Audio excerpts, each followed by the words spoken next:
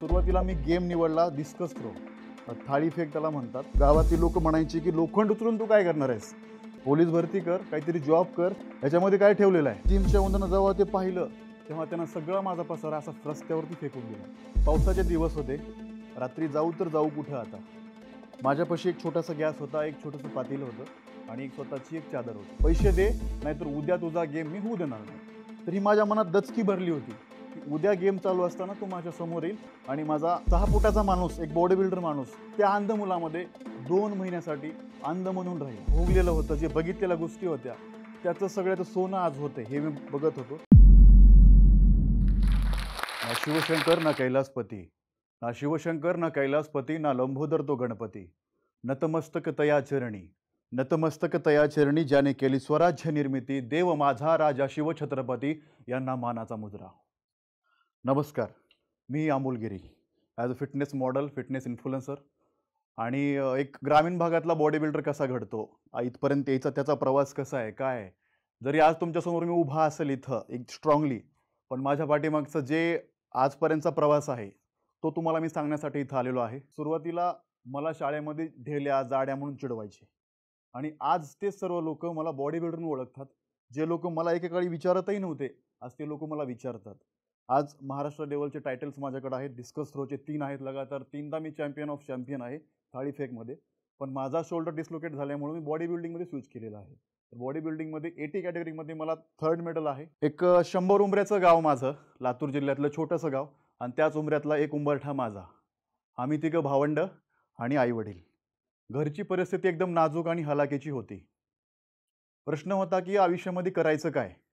पण लहानपणापासून मला व्यायामची आवड खूप होती आणि तीच मला जोपासायची होती. कारण मला माहिती होतं मी त्याच्याशिवाय दुसरं काहीच करू शकणार नाही आयुष्यामध्ये. तीच एक अशी गोष्ट होती की जी मला पुढं घेऊन जाऊ शकते असं मला वाटायचं. पण शेवटी कसं, ग्रामीण भाग होता. ग्रामीण भागातून या सगळ्या गोष्टी करणं खूप डिफिकल्ट होतं. अवघड गोष्टी होत्या. मग खुराकाचा खर्च कसा करायचा, डाएटचा खर्च कसा करायचा. घरची परिस्थिती एकदम नाजूक होती आणि काही करावं, काही करायला जायचं म्हटलं की पैसे लागायचे आणि ते नसायचे. मग करायचं काय. मग हळूहळू माझी 5वी झाली, 7वी झाली. मी 7वीपासून व्यायामाची आवड मला निर्माण झाली आणि त्या आवडीमुळंच आज मी उभा आहे. आणि ती आवड अशी होती की त्या आवडीसाठी मला खूप साऱ्या गोष्टी सहन कराव्या लागल्या. गाव लेवलच्या असतील, तालुका लेवल, स्टेट लेवल असे कॉम्पिटिशन मी खेळत गेलेलो आहे. सुरुवातीला मी गेम निवडला डिस्कस थ्रो. थाळी फेक त्याला म्हणतात. आणि थाळी फेक म्हणजे काय हे गावात कुणालाच माहिती नव्हतं. गावात झालं, आजूबाजूला जी पंचकृषी आहे माझी, थाळी फेक म्हणजे काय हे कुणालाच माहिती नव्हतं. पण मला त्यामध्ये काहीतरी करायचं होतं. ठीक आहे. मग ग्रामीण भागामध्ये राहून ह्या गोष्टी होत नव्हत्या, पॉसिबल नव्हत्या. मग त्याला पण करण्यासाठी मला व्यायामासाठी खुराक लागायचा, खाण्यासाठी पैसे नव्हते. मग मी काय करायचं, विहिरीत ते कामं करायचे. विहिरीमध्ये दगड फोडायचे कामं केलेले आहेत. त्यातनं जी इन्कम येईल तेच मी माझ्या बॉडीवरती लावायचो. इवन तेच नाही तर बायकांसोबत खुरपणी सुद्धा मी केलेली आहे. आज तुमच्यासमोर उभा आहे. तुम्हाला वाटतही नसेल की हा माणूस ह्या गोष्टी करून इथपर्यंत आलेला आहे. पण हा माझा प्रवास आहे. त्या गोष्टी करता करता घरच्यांना वाटलं की खरंच पोरगा आपलं काहीतरी करणार आहे आणि त्याला आपल्याला सपोर्ट करणं गरजेचं आहे. मग मी घरच्यांना म्हटलं, आपली परिस्थिती अशी आहे, मी तर राहून काही गोष्टी करू शकणार नाही. मला तुमचं नाव करायचं आहे, तुमचं नाव मला मोठं करायचं आहे, म्हणून मला माझं गाव सोडावं लागणार आहे. पण घरामध्ये मला घर सोडण्यासाठी, त्याला सोबत देण्यासाठी पैसे सुद्धा नव्हते. इवन आज मी 2000 रुपये ट्रॅव्हल्सचा स्लीपर तिकीट बुक करून आज इथं आलोय. पण त्या काळी 200 रुपये सुद्धा नव्हते मला तिकटाला. तर कॅबिनमध्ये बसून मी प्रवास केलेला आहे. 200 रुपये देऊन कॅबिनमधला तो प्रवास. जेव्हा पुण्यामध्ये मी आलो, इथं माझं कोणी मित्र नव्हतं, कोणी नातेवाईक नव्हतं, कोणीच नव्हतं. एक अंधार होता माझ्यासमोर, डोळ्यासमोर. पण माझं स्वप्न होतं की मला काहीतरी करायचंय. माझ्या बापाला मी घरून सांगताना हे निघालो होतं की मी जातोय आज, तर यशस्वी होऊनच तुमच्याकडे पडत येणार आहे. पण हे बोललो तर खरं होतो मी. पण मला पुढं काय करायचंय, काय नाही माहितीच नव्हतं की मला फक्त स्पोर्ट्समध्ये माझं करिअर करायचंय. एवढंच मला माहिती होतं.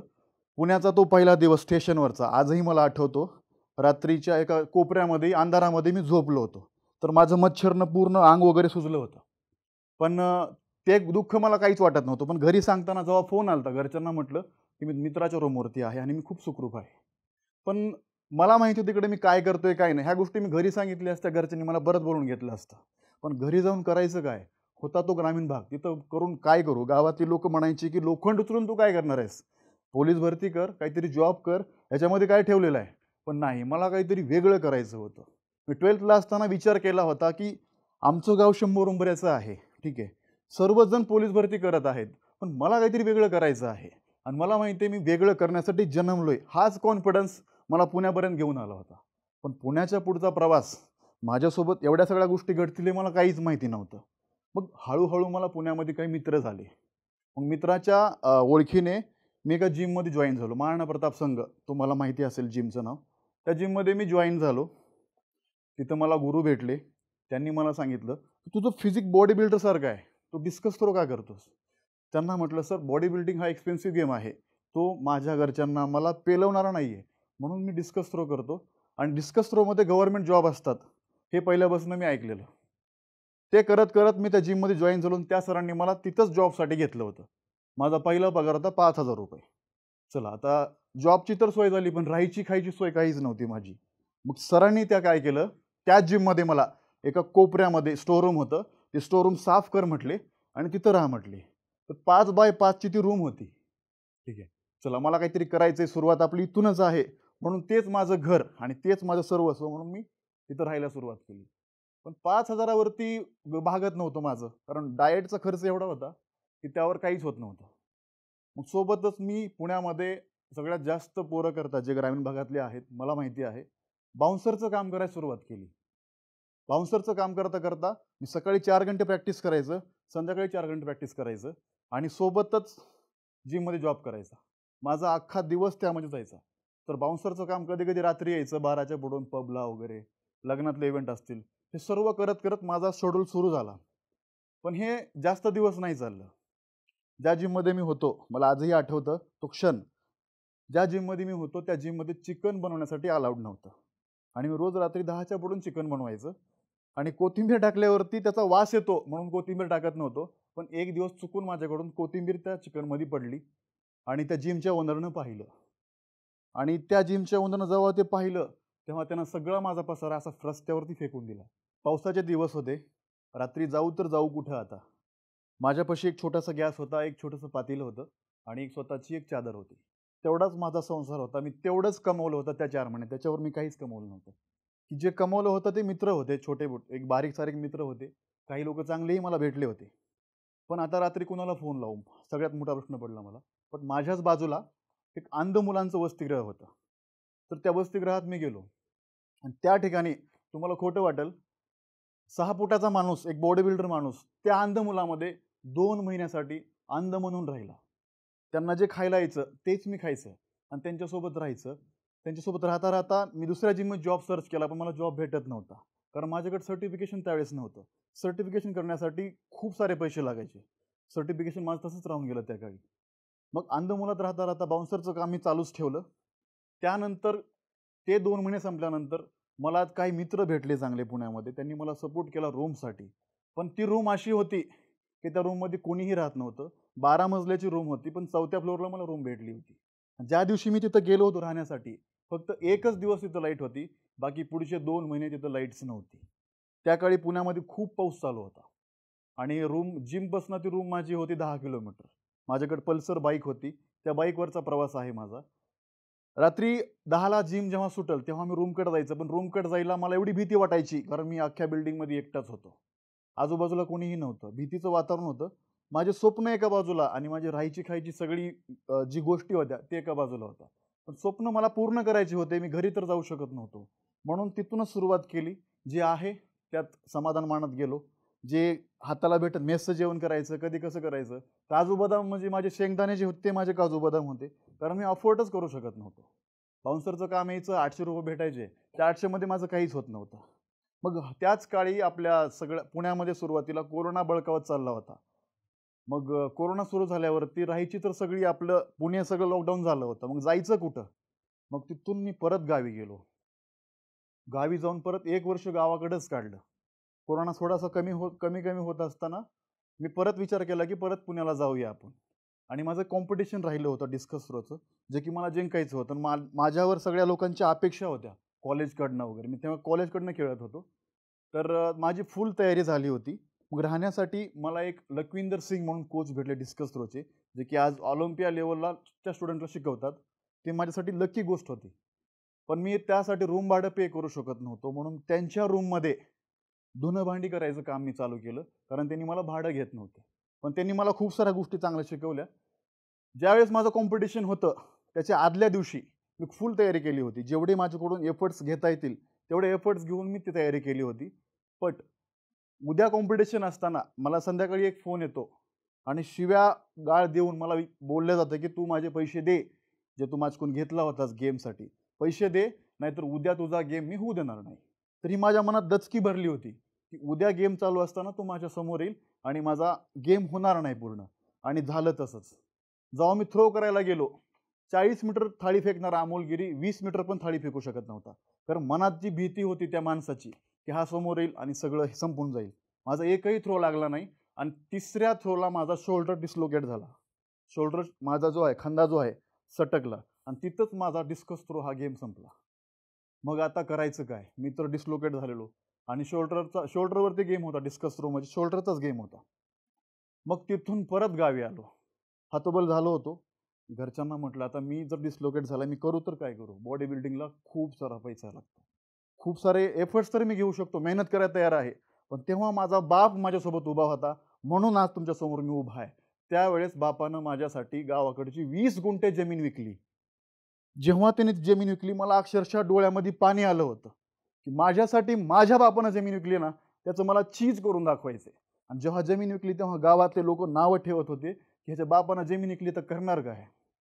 बट तेच एक मोटिवेशन होतं माझ्यासाठी की माझ्या बापानं माझ्यासाठी जमीन विकली आहे ना, त्याचं मला चीज करून दाखवायचंय. म्हणून परत पुण्याला आलो मी. पुण्याला आल्यावर परत जोमाने सुरुवात केली. जिम जॉईन केली. डाएटचा खर्चसाठी पप्पांनी घरून मला पैसे दिले. बाईक घेण्यासाठी पप्पांनी त्याच जमिनीतल्या पैशातनं मला बाईक घेऊन दिली. त्याच्यावर मी बाउन्सरचंही काम चालूच ठेवलं. बाउन्सरचं काम करता करता मी बॉडी बिल्डिंग चालू केली, कारण शोल्डर माझा डिस्लोकेट झाला होता. पण परत सगळ्यात मोठं संकट आलं की माझ्या आईला गावी ब्रेन ट्यूमर झाला. ब्रेन ट्यूमर झाला तर आता करायचं तर काय करायचं, कारण घरच्यांना माहिती नव्हतं हॉस्पिटल काय असतं काय नाही. तर डॉक्टर बोलले की तिचं ऑपरेशन एमर्जन्सीमध्ये करायचं आहे, तर तुम्ही सगळं सोडून गावी या. मी गावी आलो, लातूरला ट्रीटमेंट केली आईची. बट जे काही पैसे आले होते शेतीचे सगळे हॉस्पिटलला लावले आणि हॉस्पिटलमध्ये ऑपरेशन झालं आईचं, मुंबईला जे जे हॉस्पिटलमध्ये. एकटा पळत होतो. जे जे हॉस्पिटलमधलं जे 22 दिवस माझे गेले त्यामध्ये माझी पूर्ण बॉडी परत डाऊनला आली होती. आईचं ऑपरेशन सक्सेसफुल झालं. आईला जेव्हा मी गावाकडे घेऊन आलो तेव्हा आईचं एकच वाक्य होतं की बाळा, पुणे मुंबई बस कर, तू माझ्यापाशीच राहा आणि माझ्यापाशी राहूनच तुला यश भेटणार आहे. हे आईचे शब्द होते आणि त्याच शब्दामुळं मी आज उभा आहे तुमच्यासमोर. ती आई, कधी कधी कसं असतं माहिती आहे का, आपल्याबद्दल चांगला विचार करणारे लोक जे असतात जेव्हा ते आपल्या आजूबाजूला असतात आणि तेव्हा जे बोलतात ना ते खरंच बोलतात, कारण त्यांना आपल्याकडून कुठला स्वार्थ नसतो. निस्वार्थी मनाने जी माणसं बोलतात त्यांचे शब्द खरे ठरतात. आणि माझ्यासोबत तसंच झालं. पुणे मुंबई मी सोडून दिली. ज्या ठिकाणी माझा जन्म झाला, ज्या तालुक्यात ज्या जिल्ह्यात मी जन्माला आलतो त्याच जिल्ह्यामध्ये मी परत शिफ्ट झालो. लातूरमध्ये परत नव्याने सुरुवात करायची. पण लातूर हा असा भाग आहे त्याच्यामध्ये मुलामध्ये टॅलेंट आहे, पण स्टेज नाही आहे लातूरमध्ये. पण स्टेज असेल नसेल, पण मला माहिती आहे माझी मेहनत मला कायम ठेवायची आहे. मग लातूरसारख्या सिटीमध्ये मी सुरुवात करायला चालू केली. सुरुवात करता करता लातूरमध्येही मला खूप साऱ्या अडचणी आल्या. पण मला जिंकायचे, मला करायचंय, हे सगळं स्वप्न मनाशी होतं माझ्या. लातूरमध्येच मी पर्सनल ट्रेनिंग घ्यायला सुरुवात केली. पर्सनल ट्रेनिंग घेता घेता लातूरच्या काही लोकांच्या नजरेसमोर मी आलो. नगरसेवक असतील विशाल भैया जाधव, त्यांनी मला बघितलं, त्यांनी माझी मेहनत बघितली आणि त्यांनी मला त्यांच्या जिमवरती राहायला सांगितलं आणि त्यांच्यासोबत वर्कआउट करायला सुरुवात झाली माझी. सुरुवात करता करता करता करता आणि बॉडी बिल्डिंग म्हटलं की पैसा खूप लागायचा. तर बाहेरनं व्याजानं 2 लाख रुपये मी काढले स्वतः आणि ते 2 लाख रुपये स्वतःच्या बॉडीवर खर्च केले आणि ते 2 लाख रुपये इन्व्हेस्ट स्वतःवर केले. जेव्हा इन्व्हेस्ट केले तेव्हा खरा अमोलगिरी बाहेर पडला आणि त्याच्या माध्यमातूनच मला क्लायंट्स यायला सुरुवात झाली. त्यातच आपल्याकडे सध्याला सोशल मीडियाचं सर्वात जास्त क्रेज आहे आणि मी सोशल मीडियाचा फायदा घ्यायला सुरुवात केली. तर सोशल मीडियाच्या माध्यमातून माझ्याकडे क्लायंट्स यायला सुरुवात झाली आणि मी ग्रो करायला सुरुवात झाली. माझं पहिलं कॉम्पिटिशन होतं पुण्यातलं 85 कॅटेगरीमधलं. ते खेळण्यासाठी पुण्याला आलो आणि जेव्हा मी आलो तर सर्वच लोक मला ओळखत होते, कारण मी इंस्टाग्रामवरती जे मी शिकलेलो आहे आजपर्यंत, थेरॉटिकली नाही, प्रॅक्टिकली जो मी शिकत आलेलो आहे त्याच गोष्टी मी लोकांना सांगत होतो आणि त्या गोष्टी लोकांना पटत होत्या. माझं पहिलं कॉम्पिटिशन झालं पुण्यातलं आणि ते माझ्यासाठी सगळ्यात मोठं कॉम्पिटिशन होतं, कारण मी पहिल्यांदा स्टेजवरती गेलो होतो. 2010 साली बघितलेलं स्वप्न 2024 साली पूर्ण होते.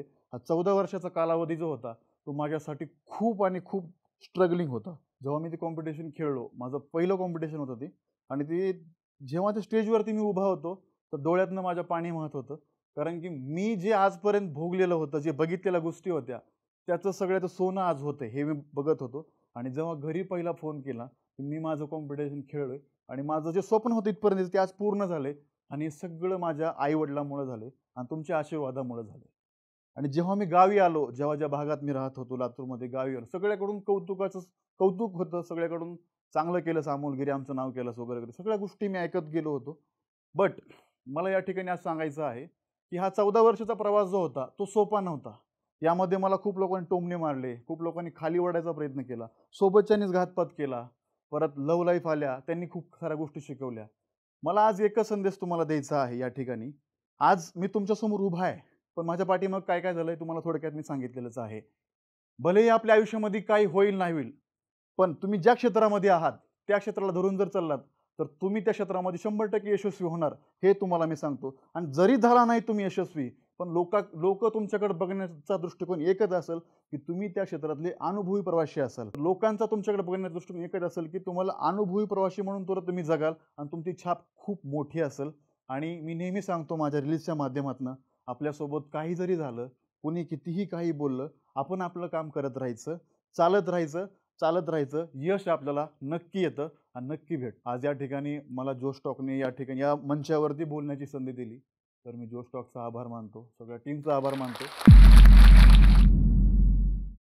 हा व्हिडिओ आपल्याला कसा वाटला हे आम्हाला कमेंट सेक्शनमध्ये कळवा आणि आपल्या मित्रांसोबत शेअर करायला विसरू नका.